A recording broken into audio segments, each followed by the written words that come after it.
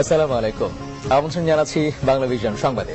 আপনাদের সাথে রয়েছি আমি এম আলমগীর। শুরুতেই পায়োনিয়ার ইন্স্যুরেন্স সংবাদ শিরোনাম।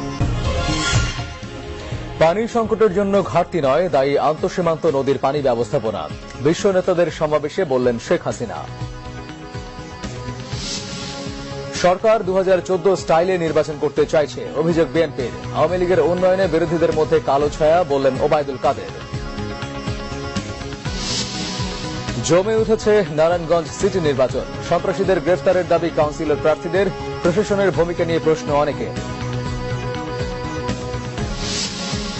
প্রশাসনের কঠোর অবস্থানের পরও প্রতিদিনই বাংলাদেশে ঢুকছে রোহিঙ্গা, স্বরাষ্ট্রমন্ত্রী বললেন মানবিক বিচারে আশ্রয় দান। মিয়ানমারের ভূমিকার সমালোচনা বার্নিকাটে।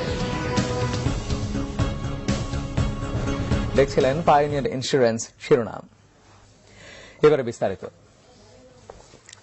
পানির সুষম বন্টনের জন্য আন্তঃসীমান্ত নদীর কার্যকর ব্যবস্থাপনার উপর গুরুত্ব দিতে বিশ্ব নেতাদের প্রতি আহ্বান জানিয়েছেন প্রধানমন্ত্রী Sheikh Hasina.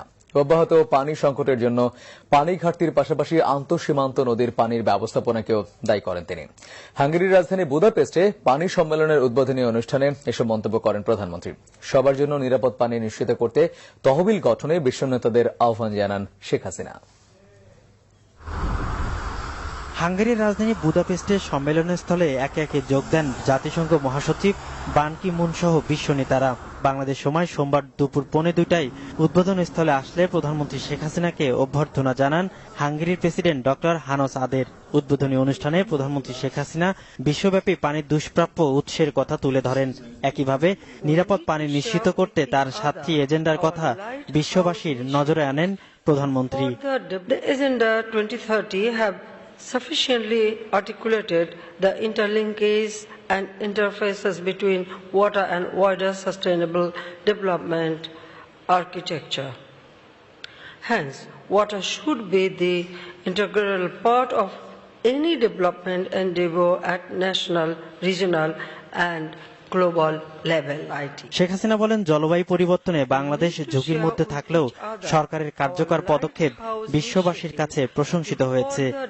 Millions of people around the world face difficulties to access safe drinking water and basic sanitation.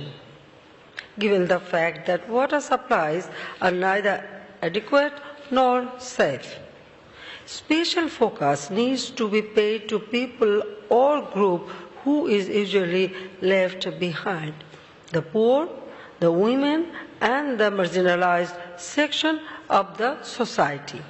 We need to share with each other our lighthouse initiatives to further develop our knowledge, capacity, skill and technique in terms of development and efficient use of water resources. পরে দেশটির president doctor হানোস আদেরের সঙ্গে দ্বিপক্ষীয় বৈঠক করেন প্রধানমন্ত্রী Sheikh Hasina. Syed Abdul Muhith, Bangla vision.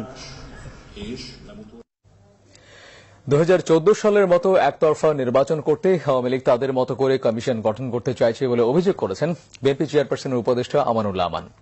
অন্যদিকে এক সংবাদ সম্মেলনে বিএনপির সিনিয়র যুগ্ম মহাসচিব রুহুল কবির রিজভী আহমেদ বলেছেন, সরকার মানুষের ন্যায্য দাবিকে সহ্য করতে পারে না। সোমবার বিকেলে জাতীয় প্রেস ক্লাবে শহীদ ডাক্তার মিলনের স্মরণ সভায় অংশ নেন বিএনপি চেয়ারপারসনের উপদেষ্টা আমানুল্লাহ আমান। তিনি অভিযোগ করেন, সরকার কারোই মতামতের পাত্তা না দিয়ে নিজেদের মতো করে নির্বাচন কমিশন গঠন করতে চাইছে, কিন্তু 2016 সালে তা সম্ভব নয় বলে হুঁশিয়ারি উচ্চারণ করেন তিনি।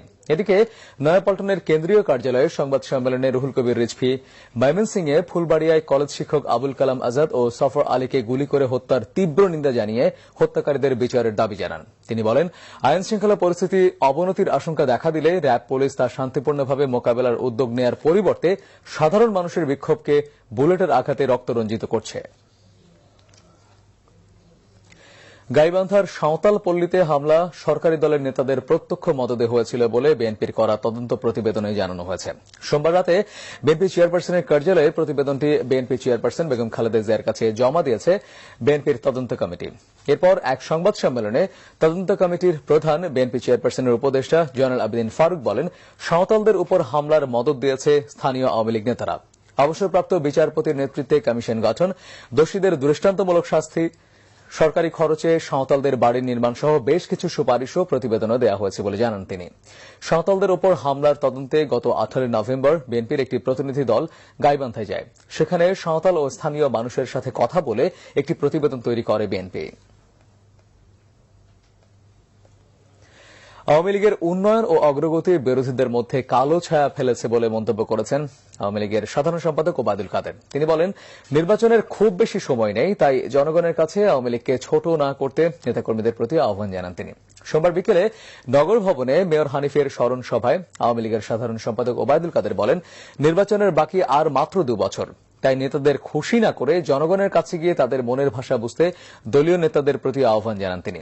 তিনি আরো বলেন, শেখ হাসিনার উন্নয়ন ও অগ্রগতি ধরে রাখতে হলে দেশের জনগণকে খুশি করাই এখন একমাত্র কাজ। এদিকে মেয়র হানিফের 10ম মৃত্যুবার্ষিকী উপলক্ষে দক্ষিণ মহানগর আওয়ামী লীগের আলোচনা সভায় আওয়ামী লীগের যুগ্ম সাধারণ সম্পাদক মাহবুবুল আলম হানিফ বলেন, নারায়ণগঞ্জ সিটি কর্পোরেশন নির্বাচনে অংশ নিয়ে বিএনপি একে প্রশ্নবিদ্ধ করার কৌশল করছে। তিনি আরো বলেন, নারায়ণগঞ্জ সিটি নির্বাচন এখনো শুরুই হয়নি, অথচ এখনই লেভেল প্লেইং ফিল্ড ও নির্বাচন কমিশনের পক্ষপাতিত্বের অভিযোগ করছে বিএনপি। অন্যদিকে জাতীয় নির্বাচনে অংশ নিলেও বিএনপি কখনো ক্ষমতায় যেতে পারবে না বলে মন্তব্য করেছেন আওয়ামী লীগের কেন্দ্রীয় প্রচার সম্পাদক ড হাসান মাহমুদ। সোমবার সকালে স্বাধীনতা পরিষদের আলোচনায় তিনি এই মন্তব্য করেন। নারায়ণগঞ্জ সিটি নির্বাচন সুষ্ঠু করতে সন্ত্রাসীদের গ্রেফতার, বৈধ অস্ত্র জমা এবং অবৈধ অস্ত্র উদ্ধারের দাবি জানিয়েছেন কাউন্সিলর প্রার্থীরা। এ বিষয়ে প্রশাসনের ভূমিকা নিয়েও প্রশ্ন তুলেছেন কেউ কেউ। অবশ্য প্রশাসনের দাবি, পরিস্থিতি স্বাভাবিক রয়েছে। এদিকে প্রার্থীরা চূড়ান্ত হওয়ার পর ব্যস্ত সময় কাটাচ্ছেন প্রার্থীরা। 22 ডিসেম্বর নারায়ণগঞ্জ সিটি কর্পোরেশন নির্বাচন। এরই মধ্যে শেষ হয়েছে মনোনয়নপত্র যাচাই বাছাই। তবে এখনো প্রতীক বরাদ্দ হয়নি কাউন্সিলর প্রার্থীদের। আর তাই প্রকাশ্যে প্রচারণা না চালালেও প্রস্তুতিতে ব্যস্ত সময় পার করছেন প্রার্থীরা। নির্বাচনে সন্ত্রাসীরা যাতে আতঙ্ক সৃষ্টি করতে না পারে, এজন্য প্রয়োজনীয় ব্যবস্থা নেওয়ার দাবি তাদের। যাতে নির্বাচন বিঘ্ন না ঘটে, এই অস্ত্র সন্ত্রাসীদের ধরে এবং অস্ত্রকে উদ্ধার করবে। এতে মনে হয় যে নির্বাচনের যে লেভেল প্লেইং ফিল্ডটা সেটা তৈরি হবে। এখনো পর্যন্ত তেমন কোনো সন্ত্রাসী ধরা পড়েনি, আমাদের সামনে দৃশ্যমান হয়নি। অস্ত্র থাকলে সন্ত্রাসী নির্বাচনে ব্যাঘাত ঘটবে, দৌড়াদৌড়ি হবে, কেন্দ্র বন্ধ হয়ে যেতে পারে। আইন শৃঙ্খলা পরিস্থিতি স্বাভাবিক রয়েছে দাবি করে নারায়ণগঞ্জের পুলিশ সুপার মইনুল হক জানান, নির্বাচন কমিশনের সাথে আলোচনা করে প্রয়োজনীয় ব্যবস্থা নেওয়া হবে। নির্বাচনে বিশৃঙ্খলা সৃষ্টি করতে পারে এই ধরনের ব্যক্তিদেরকে গ্রেফতারের যে প্রক্রিয়া আছে সেটা চলমান আছে। অবৈধ অস্ত্র উদ্ধারের জন্য আমাদের বিশেষ অভিযান অব্যাহত আছে। পাশাপাশি বৈধ অস্ত্রের জন্য অবৈধ ব্যবহার না হয়, এই জন্য আমরা বিধিমতো ব্যবস্থা গ্রহণ করেছি। অবাধ ও সুষ্ঠু নির্বাচনের জন্য লেভেল প্লেইং ফিল্ড তৈরি এবং নিরাপত্তা জোরদারের আশ্বাস রিটার্নিং অফিসারের। আর ঝুঁকিপূর্ণ কেন্দ্র আমাকে ইতিমধ্যে বলেছেন এসপি সাহেব বা আরো অনেকে বলেছেন, ওসি সাহেবরা, আমি বললাম সব ঝুঁকিপূর্ণ, কারণ আমি বেশি লোক চাই। যখনই ঝুঁকিপূর্ণ বলবো আমার পুলিশ ফোর্স বেশি আসবে, সব ঝুঁকিপূর্ণ। এবারের নির্বাচনে 27টি ওয়ার্ডে ভোট নেওয়া হবে 163টি কেন্দ্রে। Banglavision news desk. প্রশাসনের কড়া নজরদারির মধ্যে প্রতিদিনই নাফ নদী পেরিয়ে বাংলাদেশে ঢুকছে নারী, শিশুসহ অসংখ্য রোহিঙ্গা। পালিয়ে আসার পথে তারা কিছু ধরা পড়ছে মিয়ানমার বাহিনীর হাতে, আর বাকিরা করছে অনুপ্রবেশের অপরাধ। আবার অনেকে আশ্রয় নিচ্ছে অনিবন্ধিত ক্যাম্পে। মানবিক বিবেচনায় কারো কারো আশ্রয় জুটছে সীমান্ত এলাকার বাড়িঘরে। আবু হানিফের তোলা ছবিতে সিকান্দার রেমানের বিশেষ রিপোর্ট।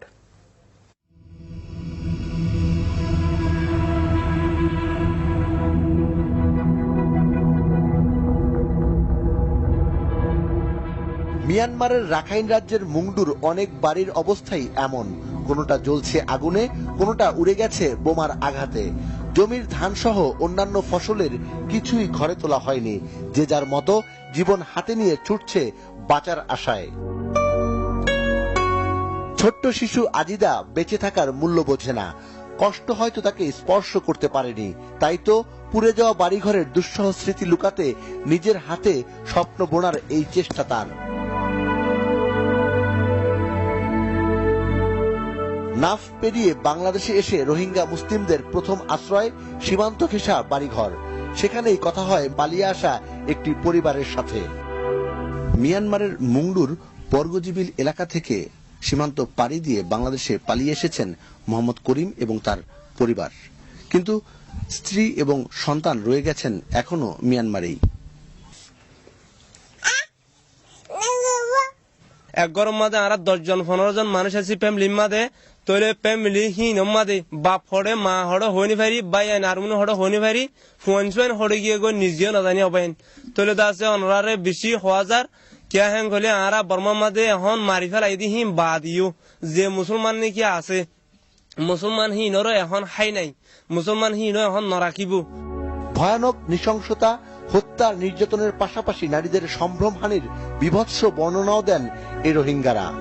বেশি মায়া হুয়াইন্দারে যাই দিল মাত্তল ঘরের গদবার ফুরা দিয়ে ফেলাই, ফারা তারা ফুরা দিয়ে ফেলাই, আর এখন মায়া পুরুষ মান্যাতে ফালিয়ে গুলি মারে, মায়া হুয়াইন্দারে ফালিয়ে যাই দিলুম ঘরের মারি ফেলে হাড়ি ফেলে সিঁড়ি ফেলে আল্লাহ আর আল্লাহ বলি আর আমার মাথায় না হারি আল্লাহ বিদেশের মাঝে ফারাই গাই আর বেশি দুঃখ করি বাংলাদেশের মা আগি গই দে আর তাই বললে যে হানো হাইনে পারিলে হনা আসারা নাই। পরদেশ বাংলাদেশে আশ্রয় নয়, স্বদেশ মিয়ানমারেই ফিরে যাওয়ার আকুতি ভাগ্যাহত এসব রোহিঙ্গার। সিকান্দার রেমান, বাংলা ভিশন, টেকনাফ। বাংলাদেশে ঢুকে যাওয়া মিয়ানমারের রোহিঙ্গাদের মানবিক দিক বিবেচনায় আশ্রয় দেওয়া হয়েছে বলে জানিয়েছেন স্বরাষ্ট্রমন্ত্রী আসাদুজ্জামান খান কামাল। সোমবার রাজধানীর মিরপুরে জঙ্গি, সন্ত্রাস ও মাদক বিরোধী এক আলোচনার সভায় এসব কথা বলেন স্বরাষ্ট্রমন্ত্রী। পাশাপাশি মিয়ানমারের রাখাইন রাজ্যে রোহিঙ্গাদের উপর চলমান নির্যাতনের তীব্র নিন্দাও জানান স্বরাষ্ট্রমন্ত্রী। নির্যাতনের সুষ্ঠু তদন্ত করতে দেশটির সরকারের প্রতি আহ্বান জানিয়েছেন তিনি।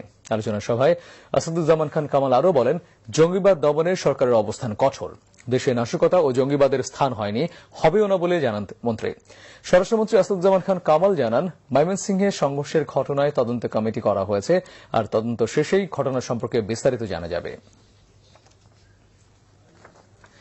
মিয়ানমারের রাখাইন রাজ্যে রোহিঙ্গাদের উপর চলমান নির্যাতনের তীব্র নিন্দা জানিয়েছেন ঢাকায় নিযুক্ত মার্কিন রাষ্ট্রদূত মার্শা ব্লুম বার্নিকাট। নির্যাতন ঘটনার সুষ্ঠু তদন্ত করতে দেশটির সরকারের প্রতি আহ্বান জানিয়েছেন তিনি। সোমবার ডিপ্লোম্যাটিক করেসপন্ডেন্ট অ্যাসোসিয়েশন বাংলাদেশ আয়োজিত ডিক্যাপ টকে এই আহ্বান জানান মার্কিন রাষ্ট্রদূত। রোহিঙ্গা সংকট সমাধানে বাংলাদেশের আন্তর্জাতিক সম্প্রদায়কে এগিয়ে আসার আহ্বানে যুক্তরাষ্ট্র সমমানা দেশগুলোর সাথে কাজ করতে আগ্রহী বলেও জানান তিনি। দীর্ঘদিন রোহিঙ্গাদের আশ্রয় দেয় তিনি বাংলাদেশের প্রশংসা করেন। রোহিঙ্গা সংকট সমাধান সহ দেশটিতে গণতন্ত্র প্রতিষ্ঠায় যুক্তরাষ্ট্র দীর্ঘদিন ধরে মিয়ানমারের উপর চাপ অব্যাহত রেখেছে বলে উল্লেখ করেন তিনি। এক প্রশ্নের জবাবে বার্নিকাট স্বচ্ছ ও অংশগ্রহণমূলক প্রক্রিয়ায় স্বাধীন ও শক্তিশালী নির্বাচন কমিশন গঠনের আহ্বান জানান। প্রতিটি ভোটার যাতে ভোট দিতে পারে সেরকম একটি নির্বাচন কমিশন গঠনের কথাও বলেন তিনি। প্রশ্নবোধক নির্বাচন চান না প্রধানমন্ত্রীর এমন বক্তব্য উল্লেখ করে তিনি বলেন, নিরপেক্ষ নির্বাচন কমিশন গঠনই হবে প্রধানমন্ত্রীর আকাঙ্ক্ষা বাস্তবায়নে প্রথম কাজ। 2018 সালে নবম শ্রেণীতে পরিমার্জিত পাঠ্যপুস্তক এবং 2019 সালে সারা দেশে অভিন্ন প্রশ্নপত্রে এসএসসি পরীক্ষা নেওয়ার পরিকল্পনা করেছে সরকার, এমনটাই জানিয়েছেন শিক্ষামন্ত্রী নুরুল ইসলাম নাহিদ। মাধ্যমিক শিক্ষার মানোন্নয়ন নিয়ে চলতি মাসের 25 এবং 26 তারিখে অনুষ্ঠিত এক কর্মশালার সুপারিশ তুলে ধরতে সোমবার এই সংবাদ সম্মেলনের আয়োজন করা হয়। এতে শিক্ষাবিদরা জানান, শিক্ষার মান বাড়াতে সরকার যে কাজ করছে তা আরও বেগবান করা দরকার। মাধ্যমিক পর্যায়ে শিক্ষার মানোন্নয়নে পাঠ্য বই আকর্ষণীয় করা, সৃজনশীল প্রশ্নপত্র প্রণয়নে আইটেম ব্যাংক তৈরি করা সহ বিভিন্ন সুপারিশ করেছেন শিক্ষাবিদরা। এসব সুপারিশকে স্বাগত জানিয়ে শিক্ষামন্ত্রী জানান, শিক্ষাবিদদের মতামত বাস্তবায়ন করা হবে। এসএসসি পর্যায়ে শারীরিক শিক্ষা, স্বাস্থ্য বিজ্ঞান ও খেলাধুলা, চারু ও কারুকলাকে পাবলিক পরীক্ষায় অন্তর্ভুক্ত না করার পাশাপাশি বছরের একদিনকে বই পড়া দিবস হিসেবে পালন করার কথাও বলা হয় সংবাদ সম্মেলনে। দাফনের 2 মাস পর একই ব্যক্তিকে জীবিত উদ্ধার করেছে পুলিশ। তার নাম হুমায়ুন কবির। 34 বছর বয়সী হুমায়ুন মাগুরা সদরের ইছাখাদা গ্রামের আকবর হোসেনের ছেলে। সোমবার ঝিনাইদহ পুলিশ তাকে যশোর সীমান্ত এলাকা থেকে আটক করে। পরে সন্ধ্যা 7টার দিকে হুমায়ুনকে তার পরিবারের কাছে হস্তান্তর করা হয়। ঝিনাইদহের অতিরিক্ত পুলিশ সুপার আজবাহার আলী শেখ জানান, শৈলকুপার আবাইপুর মাঠ থেকে গত 20 সেপ্টেম্বর এক ব্যক্তির বিকৃত লাশ উদ্ধার করা হয়। মাগুরার ইছাখাদা গ্রামের আকমল হোসেন লাশটি তার ছেলে হুমায়ুন কবিরের বলে শনাক্ত করে বাড়িতে নিয়ে দাফন করেন।